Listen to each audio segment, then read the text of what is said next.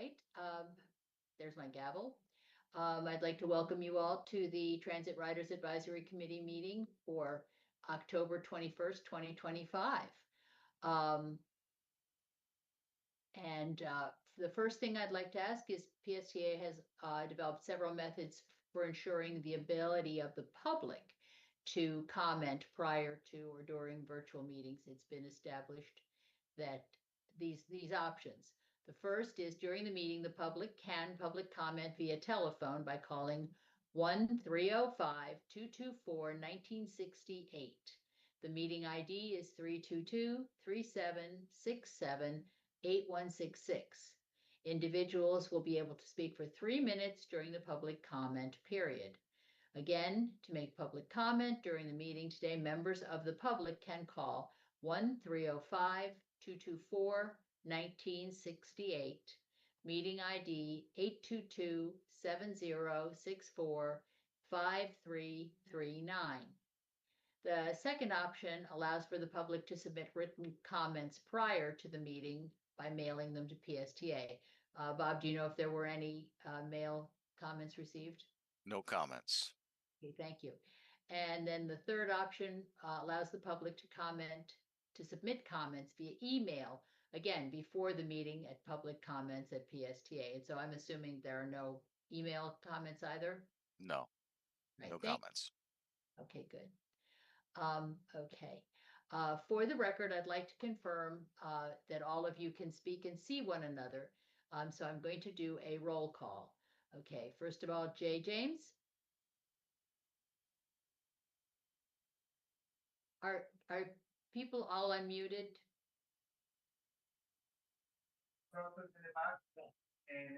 Okay. Can you hear me? Yeah, I'm here. okay, hi. Elizabeth Olden. Here, Elizabeth is here. And then somebody's got somebody should be muted and isn't. I'm hearing background sound. Right, Kim Rankin.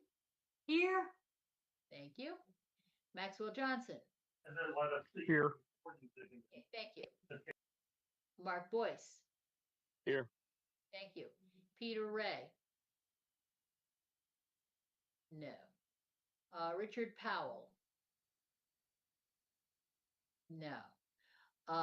Richard McDaniel. Yes. I thought I saw him. Thank you. Conrad Langenheim. No. Roman Sherbalko. Present. Oh, thank you. And Stuart Westerman, he was going to log in. I think he will be logging in. I think that was the one that they said he had the wrong email or they had a different email. Yeah. Okay, thank you. Are there any members whose names I did not call? Okay. And then also as a reminder, please remember to respond to the track quorum notices that are sent by Bob within 48 hours of the email. Okay, thank you. Now, good afternoon, track members. What I'd like to do first is just briefly mention the topics that were covered at the August board meeting. Was it August or September? September board meeting. Sorry, I'm looking at the thing here. The board formally voted to roll back the agency ad valorem or property tax rate from the current previous of 0.7342 mils to 0.73 mils. This level will keep the agency operating at the same service levels it offers now with no direct cuts or increases in service. As I think it's been mentioned several times, because the property values have gone up, it was felt that that was why we should keep those numbers steady. You can see the recordings of the PSTA board meeting by scrolling down on the PSTA website to the meetings page at the bottom of the homepage. And then you can log into the most recent and several past ones as well. Again, always very interesting. The next item on our agenda is the Forward Pinellas report from Elizabeth Olden. Elizabeth? Hey, I'm going to read from proposed amendment to the Transportation Improvement Program. And the last line is the best line. But I'm going to start with Federal Transit Authority, FTA, Section 5307, funding for the Pinellas Suncoast Transit Authority. Yay! FTA Section 5307 funds standard and provided to transit agencies by formula calculated based on a series of factors that include revenue, route, and passenger miles, population and population density. There are regular fluctuations in funds as formulas are recalculated. In recent years, the Tampa Bay Area Regional Transit Authority, TBARTA, was disbanded, which sounds bad, and the Sunrunner service was added. The best line is both of these activities increase the amount of formula funding available to PSTA. That's good for us. So that's good news from the funding on the positive side for the PSTA. The next item is, and we've been hearing about this for years, State Road 60 and Courtney Campbell Causeway, PD&E study. The Florida Department of Transportation, FDOT, is conducting a capital project development and environmental PD&E study to analyze potential capacity improvements on State Road 60 / Courtney Campbell Causeway. And we all know what that is. It's about 9.5 miles. The study begins in the city of Clearwater and ends in the city of Tampa. They got some real meat in this. The study began in June 2025 and includes collecting information, developing roadway improvement alternatives, and evaluating the potential environmental and social effects for the no build and build, those are in quotes, no build and build alternatives. A public kickoff meeting was held September 4th, 2025, about a month ago, and the study is expected to be completed in the third quarter of 2027. A project website is available here, and Bob sent that website if somebody wants to get into the details of it and what's happening on that. They're really going to make a difference on that stretch of road. And that's it. Those are the two items that I narrowed down to show off PSTA. Thank you. Thank you. Thanks, Elizabeth. You're welcome. Okay, well, let's move forward then. The only information item we have today is our primary presentation is a current update regarding the rollout of the Connected Community Bus Plan by Jacob Labutka, who is planning manager for PSTA. And we look forward to hearing what you have to tell us about the Connected Community Bus Plan. Thank you, Gloria. And can I say, you said my last name perfectly. I'm not like a stickler for pronunciation or anything. Like, I don't mind if people say Labutka or Butka, or no, actually the Butka, the way you said it, I was just, anyway, brava. I guess you probably heard my name said enough at all the presentations I've been at, like BPAC Monday morning. So anyway. Well, good afternoon, everybody. So I'm Jacob Labutka, planning manager here at PSTA, and wanted to just give you a latest and greatest update on all things CCBN. I wanted to cover some very recent activities we've been doing agency-wide as we prepare for this Sunday, October 26th, when we officially go live. So I wanted to give you some updates. And at the end of the presentation, I'm actually going to do a live demonstration of our network preview in Transit app and a beta of what the Snapper and Grouper service looks like in Transit app. So just to show you a preview of what is to come. Bob, do you have the slide deck or should I share the slide deck? I've got it. Do you see it? Should be up. Oh, maybe I need to change my view. Let me change my view and see if, let's go to gallery view. That is so interesting. You know what? Thankfully, I have my phone next to me anyway, so I can see it on there. So that will work for our purposes. All right. So as you can see here, so this is our brand new system map as what will be launched on October 26th. And you can see the 6 tenets of the CCBN that you have probably heard many a time. So things that we're implementing across the system on October 26th, things we've talked about before, such as reallocating some services from the weekday to the weekend so we can provide more 7-day-a-week service. Be responsive to the fact that we're a tourist transportation, a tourist destination, and tourists and service workers that support the tourism economy, of course, need to move around.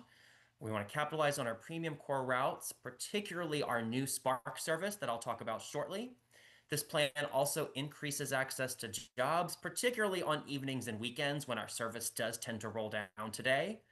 We're also looking to decrease travel times with time transfers at select locations like downtown St. Pete, Largo Transit Center, and Park. Existing budget and is cost neutral. Next slide, please. So I just wanted to highlight the Spark first that we've talked with you about before, but just to give you all of the pertinent details for you. So this is our next premium transit route that will also be launching on October 26th. So as you can see on the map, it's going to run from Grand Central on the north end to Eckerd College on the south end, and we'll have limited stops similar to the Sunrunner. And while it doesn't have all of the same features as Sunrunner, such as bus and turn lanes, it does have the totems similar to Sunrunner that have the Spark branding on them. If you've been on 34th Street South, I'm sure you've seen the totems and the shelters that have gone up along the corridor.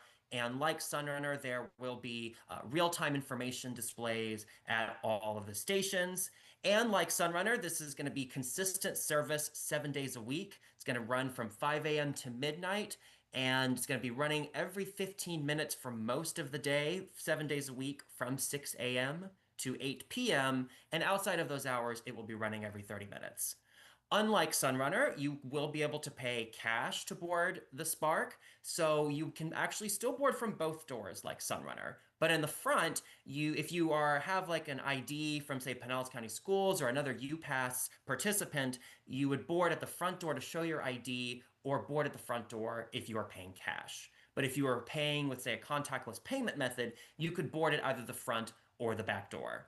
And similar to the rest of our fleet, if you have a bike you're bringing on the bus, you would do that on the front of the bus. But we are very excited for the launch of this service. I'm also a particular fan of the new passenger pal, Sparky the Lightning Bug, that is accompanying this service. Next slide, please. So when talking about CCBN, and a couple of these slides are a peek behind the curtain at some of the trainings we've been doing both internally and resources we have had out in the field when communicating the changes to riders. And in talking about what's changing with CCBN, I sometimes find it's easier to talk about what is not changing. And so what's not changing or is changing minimally is shown here on the list. So these are things like our existing Sunrunner service, which the only change to that is we are adding 2 trips in the 5 to 6 a.m. hour that I'm personally very excited about. Some of them are just branding changes, like our 100 and 300 express services. They're just going to retain the numbers, but will not have the X after the numbers. Our trolley routes are basically staying the same. Our Route 19 is one of the few routes staying the same. Our current 66L, that's just going to be changing to the Route 91. The Clearwater Ferry, actually, you know what? I realized this slide is an old description here because Clearwater Ferry is now thankfully running to Dunedin, so you can take it between Dunedin and Clearwater Beach. Our mobility service programs are staying the same, as well as our grouper and East Lake shuttle services.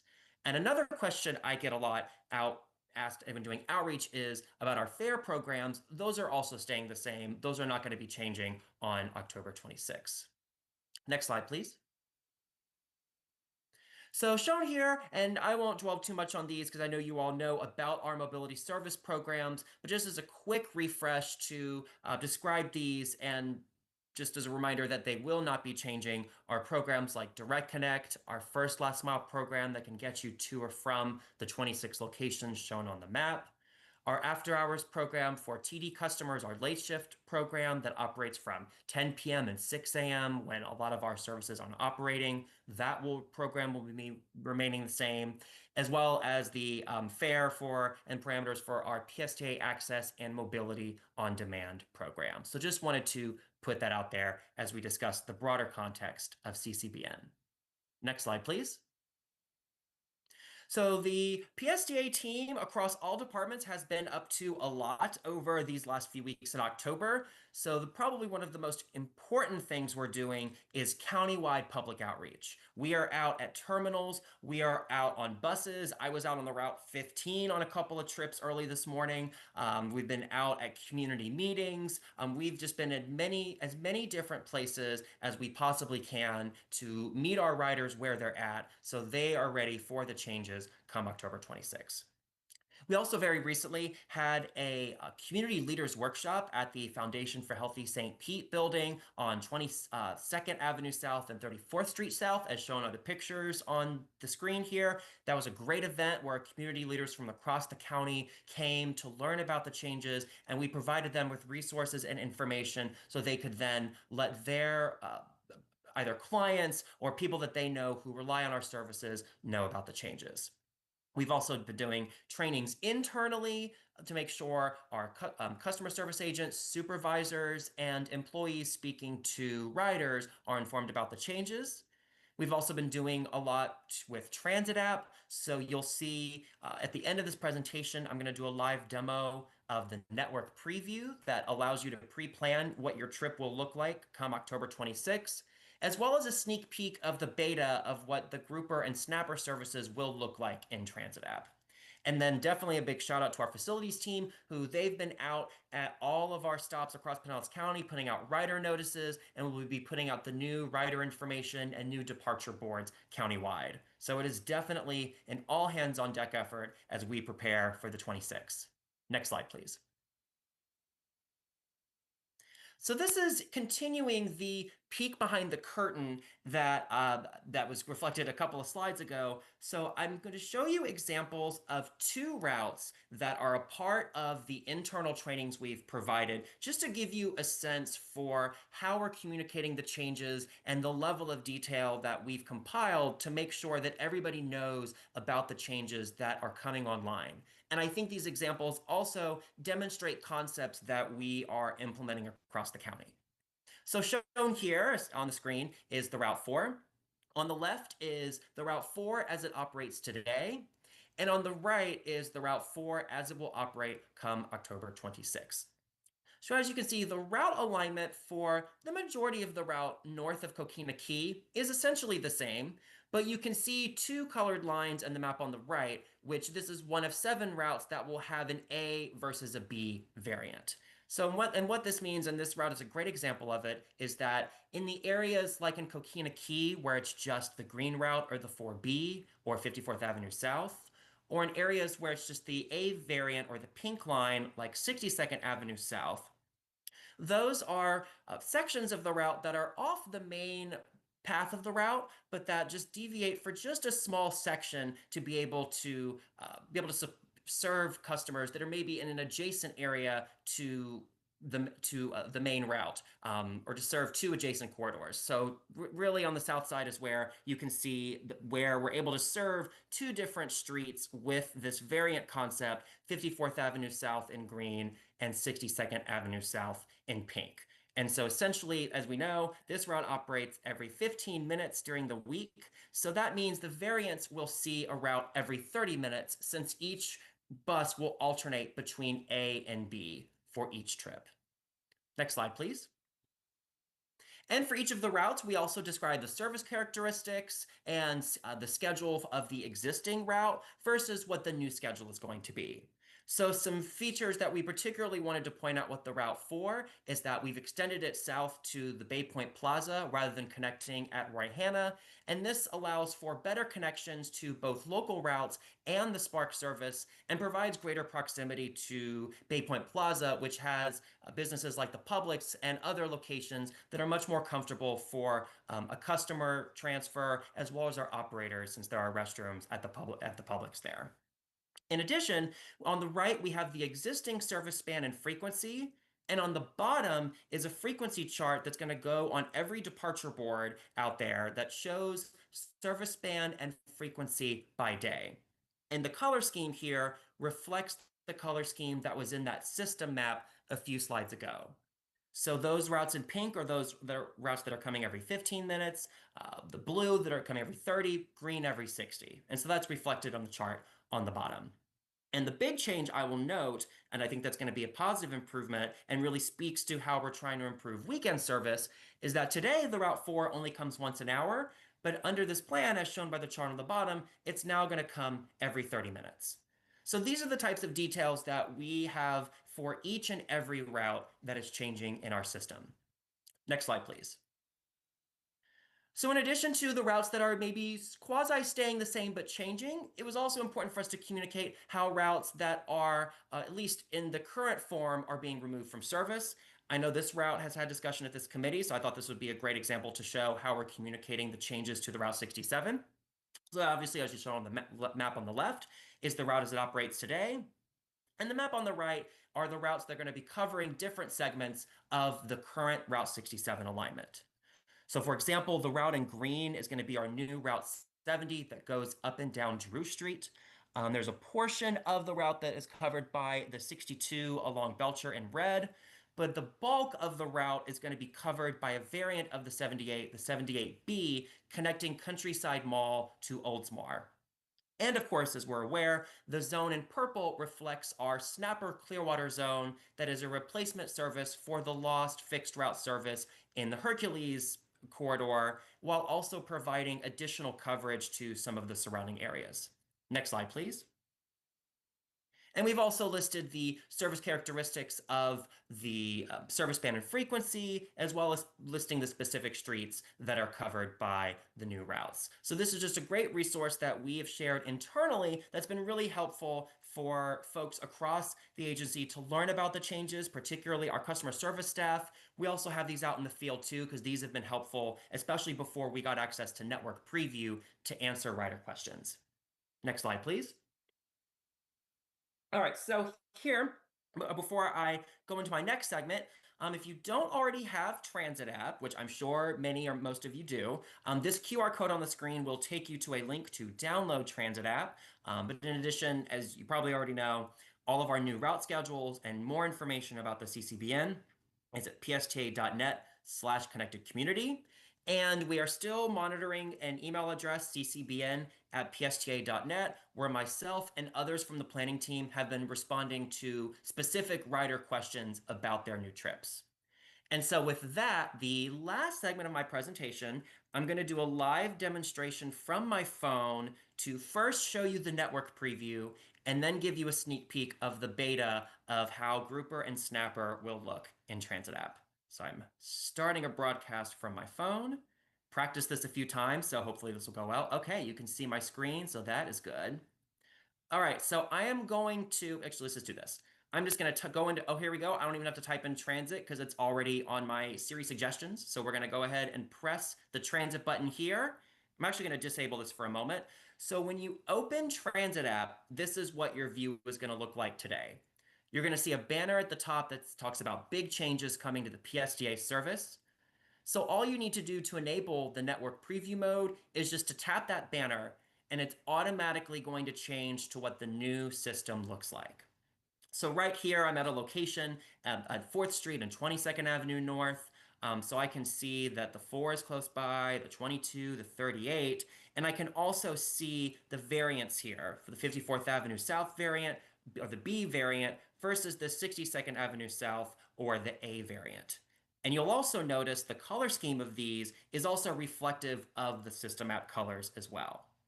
So I'm actually going to put a shout out and see what's a route of interest that you think I should pull up in here right now.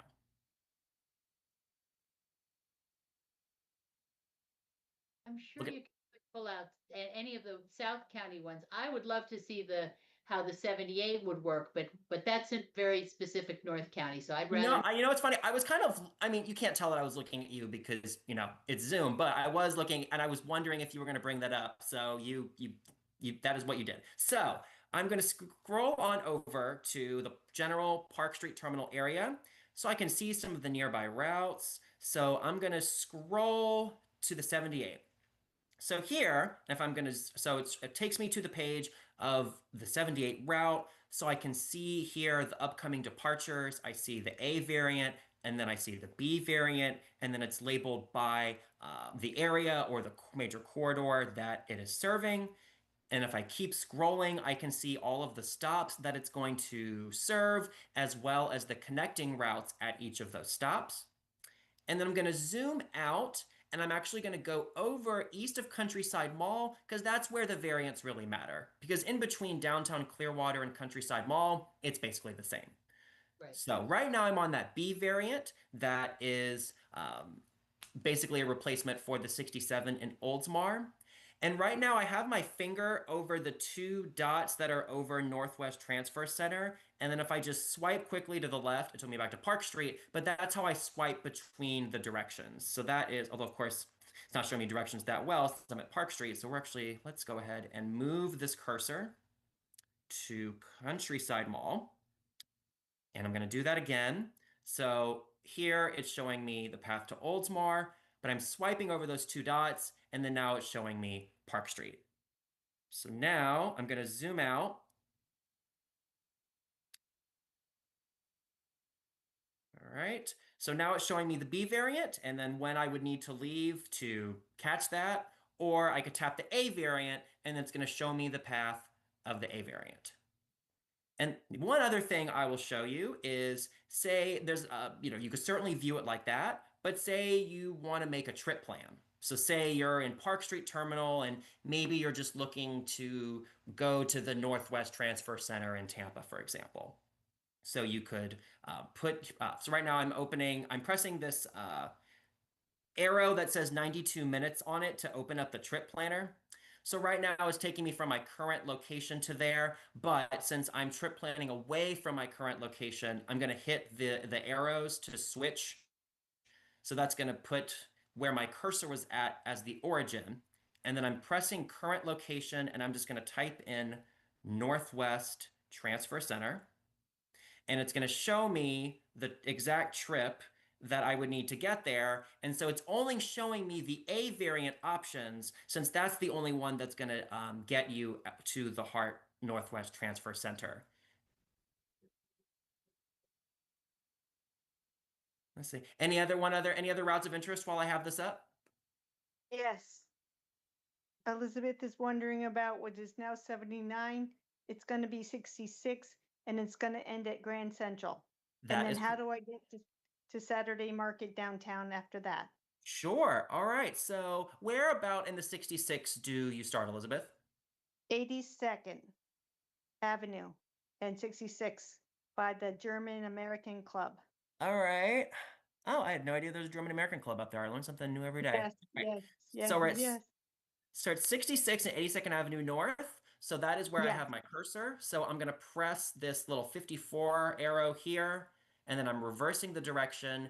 And let's see, trying to think, is the market over by, oh gosh, what is the name of this? Al Lang Stadium. Al Lang Stadium, thank you. Yes. I'm like that soccer team who I can't rowdies. Yes. I know, yes. my mind has like a blank when it comes to sports. It takes me a few extra seconds. All right, so I'm typing in Al Lang. I see Al Lang Stadium here. I am pressing Al Lang Stadium, and oh, behold, here's a couple of different trip options. So it looks like the fastest way leaving right now in this scenario would actually be taking the 66 route and then connecting at 38th Avenue North. And because you probably wouldn't think to take the 38 to Saturday Morning Market because today it ends in North Downtown. However, because we're converging the routes together to help better facilitate transfers, it'll actually go a lot closer to the market now, and you could get off by the Publix at 3rd Street and 2nd Avenue South, and then walk a few blocks over. But if I you do that all the time. I'm sorry? I do that all the time. Well, I take that's the 79 to Publix, and from Publix, I cross the intersection, go down the hill, and boom, there I am at Saturday Market. all right, But now you're perfect. telling me yes, I can take that 38. Now where do I catch a 38, 66 and And 38th Avenue North. yeah, that corner. Yep. So Um, yeah, but say you were to miss that for some reason, because the 38 does only run once an hour, it would take a little bit longer, but you could take the 66 and then connect to Sunrunner at the 58th Street station. So I'm just zooming down here, and so you can get off at 58th and Central and then connect to the Sunrunner. So that'd be another option if you were to say miss the hourly route. I got it. Perfect. All All right, right. thank you very much. Yeah, It's you're welcome. exciting. By the way, Jacob, when you presented this at the Forward Pinellas Bike Ped meeting, my phone was not showing the right information, the new information, and you suggested, and I did. I deleted my transit app and then reinstalled it. And when I reinstalled it, it did it correctly. So I don't know if anyone else might encounter that problem, but if you Yeah. haven't, you put it in a long time ago, you may want to delete it and put in a whole new version, and then it will have that new information. No, that's a great Mhm. comment, Gloria, because I would say the two most common way troubleshoots to any issues you have in Transit app. So that'd be actually three. So one, sometimes I've had issues if my app isn't up to date. So I will go into my app store, and if I need to update it, I'll press the update button, and sometimes that will resolve the issue. Sometimes what Gloria does would work, and you could just delete the app and reinstall it. And then this is very specific and probably won't apply, but I presented to the customer service team on Sunday, and I spoke with an employee that it just said that their app was offline, and I had to go into their settings, and somehow their cellular data was not enabled for Transit app. So that's probably going to be a little bit more rare, but if it ever says that it's offline and you're like I'm on a cellular network, or I know my Wi-Fi is working, why is this gaslighting me? You could go to your settings, and that would be a place to check. Okay, good, thank you. Of course. All right, so I'm going to switch gears, and I'm going to show you a sneak peek of what the Snapper and the Grouper look like. So I'm just opening up a special beta app, but this should appear once the Snapper goes live. So I am going to go, first I'm going to hover over to St. Pete Clearwater International Airport. Sometimes it takes a second to load. Never appears when you want it to appear.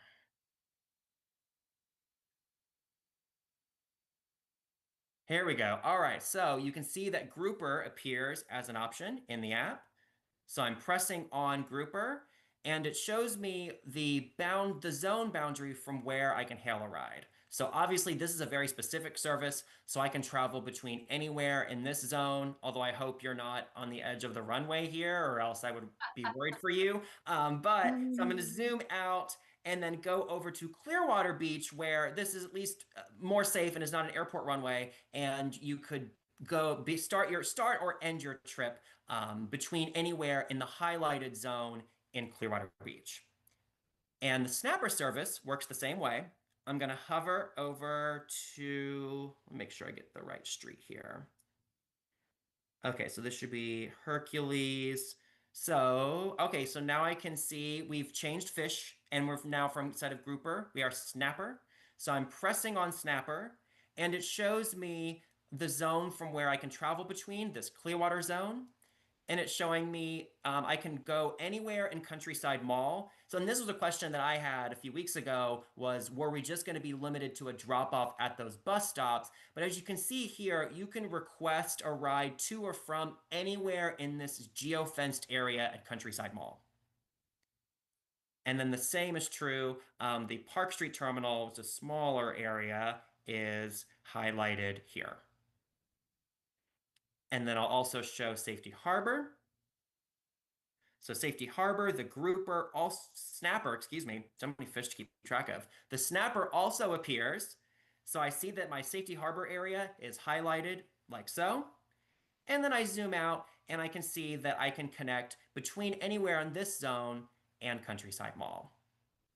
And so while it's still in beta, so it's not, I can't quite get it to show a seamless deep link, but whenever you're ready to plan your trip or go to book the trip, you would press open PSTA Snapper on the bottom, and then it would direct you to the Grouper Airport Express app, where for now, the Grouper and the Snapper services are going to live. Of course, since this isn't live yet, I can't show you that in this app, but just wanted to give you just a sneak peek of what it will look like in Transit app. All right, so with that, I am happy to take any comments or questions that y'all have. Maybe if people would raise their hands if they have any. Oh, I see Jay. Yeah. Hi, so I saw how the snapper from the Clearwater zone can go to Countryside or Park Street, and the Yes. snapper from Safety Harbor can go to Countryside. Yes. Can they go to each other from the Clearwater zone directly to the Safety Harbor zone? They cannot. No, not this time. It is just yet. It's just from the zone to a transfer area, as you just described. Okay. All right. Thank you. Any other questions from anyone? Oh, I had a couple of quick comments too when you were talking, Jacob. Way back when you're talking about the ferry now going to Dunedin, I was there the day that they did the launch. It is currently not handicapped accessible in Dunedin because they had to jury rig a dock there. Just so those of you who in our committee who need ADA access, you can't use it right now to Dunedin. And then I had a question also, Jacob, when you talked about the Spark, where the fact that people can pay in 2 locations, they can either pay up by the driver or they can pay at the back entrance. Is that challenging or difficult for the drivers? I mean, that is no, that's a good question, but I know right now that is the practice that we employ on Sunrunner. I would say, at least in my personal opinion, it would probably be a challenge when we would reach like peak capacity, where it's hard for them to see like in the back mirror back to the back of the bus. But I think for standard operations, it wouldn't be as much of a challenge. If anybody else wants to chime in, but that's just my own thoughts on that. Thank you. Any other questions, comments? I thank you so much, Jacob, for all the work that you've done, all of what everyone has done. This is, talking with other riders and talking with like the drivers and so forth the last couple of days.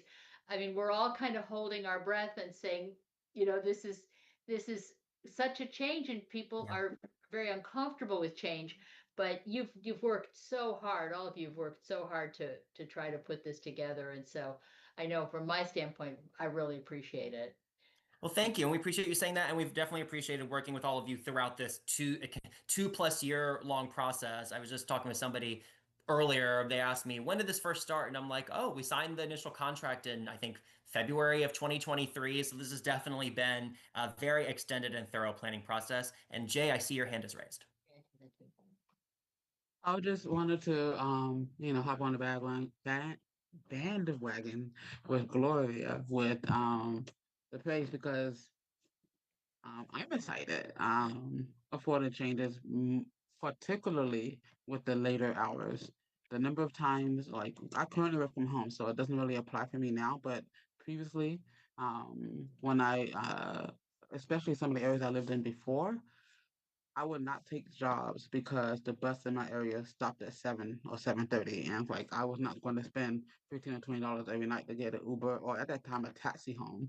So it's like seeing that, like especially like that many of the routes go past 8 to 9 o'clock now is really satisfying and fulfilling to allow people to actually use transit more effectively to get to and from work, especially for those who have the quote unquote non-traditional work hours, which is pretty much every service worker there is. So I'm looking forward to that. You and me both. Great, thank you. Any other comments? Okay, well, thank you. I'm sorry. We can comment on things generally or just what Jacob Well, let's should. let Jacob go after, I mean, first of all, it's about the materials that Jacob presented, and then, and when that's done, then we'll have member comments. Right. Okay, well, thank you very much, Jacob. We really appreciate your. Of course, thank you, and we appreciate you all as well. Thank you all so much. Jacob. Oh, All right. Okay, so I guess at this point now we really, there is no other business. Bob, is there anything else that you can think of that needs to be covered, official business? No, other than a reminder to when the members of the track are out riding around, please encourage people to come to the website and let them know that the big change is happening. Everything's on psda.net, and now you can also push them to transit. And also, now that the weather's getting nice, don't forget to reach back out to the board members for whom you volunteered to take on a ride. We can do those one-on-one rides. It's a good time of year to get it, and they usually have a little more time during the holidays because things tend to slow down as far as meetings and obligations. Good, thank you, Bob. Brad, did you have anything you wanted to say to the committee, or? No, I mean, well, on what Bob just said, I would be happy to work with you to see if we can get any other board member to take a ride. I would always love that to do that. And yeah, I also thank you, Jacob. Fantastic presentation. I even learned some more. And yeah, I really want to thank you, Gloria, and the entire track committee for your working with us on making this, I think, it's gonna make our system a lot better in just a week, and we're very excited to finally get here. So thank you for that. Only other thing I'll say is I don't know if you probably saw the news that the Representative Linda Cheney down in St. Pete Beach, she finally got her way, and she finally got she's been trying for 2 years, and she finally got she forced FDOT to get rid of some of the Sunrunner lane miles on just South Pasadena Avenue. That part of the Sunrunner, the Sunrunner has bus and turn lanes for about 7 of its. It had about 7 of its 10 miles along First Avenue North and South to the beach, and then on South Pasadena Avenue, and then now.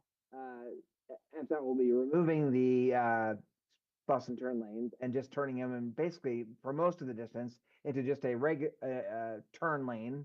So it's really no different because it already was a turn lane for cars, but it will just be a regular turn lane.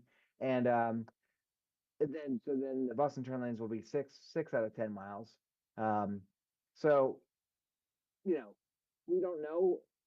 Could slow the Sunrunner down a little bit, but we are hopeful. We're going to be monitoring it, and we think we'll be okay. The Sunrunner will keep operating just as it's been operating. So just wanted to give that update because that's the latest that we were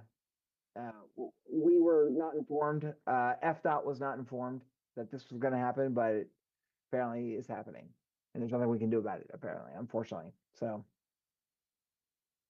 yeah. So that's the latest news. But Thank you so much, Brett. Jay, do you have your hand up again, or is that? Yes. Okay, go ahead. Yes, because I got a text yesterday evening saying that Representative Cheney was having a town hall today about removing the bus lanes on Pasadena Avenue. It didn't even say that she already had them removed. It just doesn't seem very democratic because according to the new law they passed, the bus and turn lanes will have to be approved by the county commission, and this did not go before them. So it's like, how are they doing something, going over the county commission to remove a bus lane that they approved years ago? Like, it just doesn't seem like it's following the law that they just passed. And it's very concerning that one person can change something for everyone in our area. And to change it to, I assume they were going to make it, 2 additional regular travel lanes. But now hearing that it's going to be a turn lane the entire way, then what is the entire purpose of it? And my next question would be, will someone to be able to use this turn lanes the entire way, or would they have to just go into now the 4 general travel lanes to make it just doesn't make any sense. It does not make any sense. And I'm highly disappointed that, FDOT or whomever in their wisdom decided that they had the power to change something that our local officials approved years ago. Very good points. Jay, I personally agree with you. I think that, there was a very rigorous process that PSPA and Ford Pinellas and St. Petersburg went through to work with FDOT to have public hearings and went through all this. And as you probably remember some of that back in the day. So yeah, but yeah, you're exactly right. No, FDOT was told. I was told that FDOT was informed yesterday, and we were informed yesterday that this was going to happen. She did not have a town hall, is my understanding. She had a press conference to announce that it was happening, and it will happen. What is in the article in the paper that I read was that she said it will happen in the next 2 weeks. So, yeah, I don't know. I agree with you that it followed certainly a less open process than what it took to get them in the first place. Yeah. Before If Jay, it didn't count, okay, go ahead. I was I'm gonna sorry. My apologies, Gloria. I'm so sorry. Is Richard, is your comment about the same thing, or do you want Jay to finish up? Okay, go ahead, Richard. Richard Powell. Well, I was totally unaware, and I'm glad I'm not the only one. I found out just before I signed on this meeting, I got a notice from my homeowners association, the president of, congratulating ourselves on helping Linda Cheney achieve this. And there was a meeting, the email came in late last night. There was a meeting this morning at the winery. Asking that us was the press conference. That was the press conference. Yeah. Okay, and to express our gratitude to Ms. Cheney for doing this. I think this is just a few squeaky individuals. Pasadena is unique in its size, in its density, and the number of snowbirds. It's not only short-sighted, it's ill-conceived.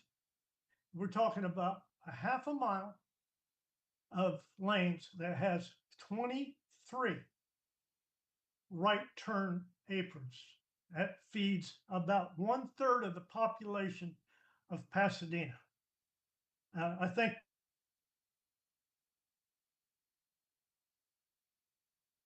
You might have frozen. Richard, and also, Brad, it's hard to hear you. I don't know. You sound really muffled. Yeah. I lost, did Yeah, Richard? Richard's frozen. Oh, he froze. Okay, Yeah. that's, all right. Well, Jay, go ahead and tell what you were waiting to say something else. Yeah. I'm sorry. Thank you, Gloria. My apologies. Oh Lord, what was I gonna say? If it didn't cost money, because I want to file a Freedom of Information Act because there has to be a record somewhere on how this was approved. Because what happened to government in the sunshine? Because who's told FDOT that they have to do this? It's only a handful. It's really only one person in my mind that can tell the Secretary of the Transportation to do something, and it's like so it's like for them to not say whom is it's very smoke and mirrors. It's very backroom deals like we had before we had the Sunshine Law. And I believe that, the media should be filing Freedom of Information Acts to find out what's going on, but I don't know, maybe I will myself because this doesn't sound right in so many ways that you know, one individual can overrule all of, you know, the entire county. Yeah, I don't know that PSTA is in a position to tell, to have the track do anything specifically, but what I would say as an independent person, just like you, RJ, I've had good luck at times reaching out to the Tampa Bay Times, reaching out to all the TV stations, and they are always looking for the voices of citizens. And so I would say that anyone on the committee who is disturbed by this, and by all means, do whatever you can to get your voice heard. And I know Richard, he said your HOA was saying that. Reach out to your HOA and say, wait a minute, not so. Yeah, Okay. well, I got cut off, excuse me, but I guess I said everything I need to say. Okay. Good. Well, That's good. If any way possible, I could say, here's a question. Maybe Brad knows. Was there any feedback from the vice mayor that, if recall, Ms. Rice and I rode with Vice Mayor Reed from the city of Pasadena, and I thought it was a very positive experience. Did city of South Pasadena weigh in on this at all? Well, I know I talked to Vice Mayor Reed, and yes, he's a big supporter of PSTA and did not want. I mean, he got the news just when everybody got the news. He did attend the press conference today, I understand, and didn't say anything or anything, but he was there, and what he told me was that he certainly hoped it did not have a big effect on the Sunrunner and PSTA. He did not want it to have an effect, and he was frustrated as a city commissioner that the state, I guess it's the state police that is the law enforcement there in Pasadena, that they never enforced the lane, and there were so many cars that used the lane to make turns. Like you said, there's many places to turn. So it was, that plus whenever he rode his bike in the lane, because there was a bike lane in there as well, that not sure if that is going to stay or go. But he felt like so many, it was so unsafe. There were so many cars trying to cut him off that he felt like they just were not. I think I understand. He thought since it wasn't enforced, you might as well go ahead and get rid of it. But still, I think, no, the whole world's not full of scofflaws, and I have to be concerned what this is going to do to the Sunrunner schedule, the whole schedule. I mean, we're gonna have to monitor it. I don't know what turnaround time is now, but at the peak of the season, it's going to be a significantly longer loop ride if they have to inch forward towards that light at Gulfport. And that's what it's going to be. It only takes one car who wants to go straight, and that traffic will back up all the way to the hospital. And compounds it too, pass this on if you're in conversation with FDOT. Central Avenue and First South and First North is a mess. And not only there's a construction there, but there's something wrong with the lights that backs up for nearly a half a mile if you're headed north on Pasadena before you get to Central. That's a very bad set of lights there, or ill-timed or whatever. And I think it adds to the frustration of the whole experience. I know people have started taking Fifth Avenue North instead of First Avenue South, and they can't get to it very easily right at this time. And I think that added to the problem. Yeah, that's it. We'll check into that. That's a good. Thank you for that. Yeah, I'm not sure. I don't want to cut anyone off from discussing this, but I know there are people who are not involved with the Sunrunner either. I would basically say maybe what we should do is adjourn the meeting, and then if you all want to continue to speak more on that specific issue, try to stay on the line there. Did anyone have any other? Conrad, you have your hand up. Did you have any other quick comments? Keep it short because we need to end the meeting soon. Conrad? I'm concerned about the fact that PSD is allowing open carry on the buses. That's a state And law. That's what? There's nothing we can do about it. It's a state law that open carry is now allowed throughout Florida. I will say, yes, was brought up at the last PSA board meeting. As concerned, our bus operators were obviously concerned about the news. In the last 3 weeks, I'm happy to say that, knock on wood, we have not had any issues. And something to remember, Conrad and everybody, and myself, helped me, was Florida has had concealed carry for a very long time, and so this judge's ruling that said that open carry must be permitted in the other 47 states where open carry is permitted, it has not shown that having open carry increases the number of weapons out there. It just has them being open. So we've Okay, had concealed carry, but- and so now they'll be open. Everyone just needs, It's my understanding that although there's a difference between saying you can have it, but if PSTA wanted to, they could still say you can't carry on our buses because you cannot carry on a Hart bus. You cannot even be on Hart property. If you are open carrying on Hart property, you are told to leave. I have been told that the same thing. I So- cannot so- confirm that okay, is the so- case, but Let them find out, Conrad. Hold on. we will find out. We will find out. But we have been told by our attorneys that we are not. We are a public transit. Public transit is a public place, and so open carry is permitted. Lots of places are public places where you're not allowed to carry open though. Okay, Conrad, I hear you. I hear your concerns. What I think we should do at this point is, I think what Mr. Miller is saying, and I think is very appropriate. I think he's hearing that riders, there are, at least our committee, I'm sure a lot of us don't want to see guns on our buses. Well, I can we think- put it on? Can we put it on the next agenda to have this discussion? We're good. Is that okay? Yeah. Okay. Yes, we'll put it on there. Thank you. Definitely. Okay. Mark Boyce, you have your hand up? Yeah, I just, I'm sorry for the folks that are having stress over the bus lane. I don't know anything about that area down there, but, I'm sorry for that. And I don't mean to bring up a point that might,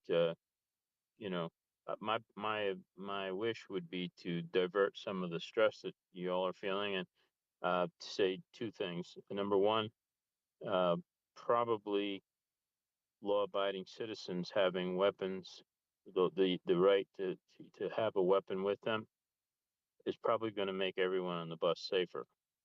That's my opinion, and I'm almost positive that the data will back that up. But that might just inflame everybody. But I don't own a gun, Let's put but it on. Let's put- I'm big on the rights that we have, to defend them. But I just wanted to change the subject a bit and mention I'm up here near Charlotte today, and I just happened to be listening to some AM station that was on in one of the vehicles I had to assess, and they're big. If we think we have problems about closing off a lane and maybe law-abiding citizens can carry a weapon, um, you wouldn't believe the kind of problems they're having up here in Charlotte. And I just wanted to say it helped me to understand one of the issues I didn't understand.